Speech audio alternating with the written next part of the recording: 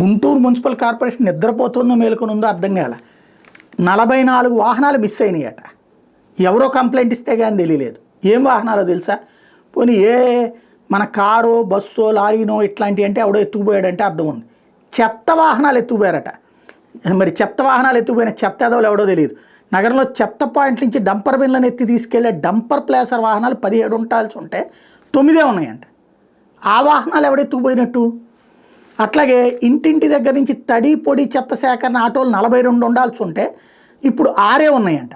మిగిలిన 44 వాహనాలు ఏమైనాయో అధికారుల దగ్గర సమాచారం లేదు. ఇవి అవి కలిపేసి టోటల్గా వీటి విలువ ₹1 కోటి వరకు ఉంటుంది అన్నటువంటి అంచనా.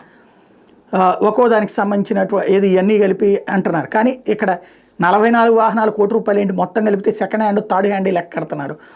ఓవరాల్గా చూస్తే తడి పొడి చెత్తకు సంబంధించిన దాంట్లో 42లో 6 ఉన్నాయి అంటే అక్కడ 38 మిస్ అయినాయి. అదే సందులో ఇక్కడ 17 ఉండాల్సిన చోట 9 ఉన్నాయంటే ఇక్కడ ఒక 7 మిస్ అయినాయి.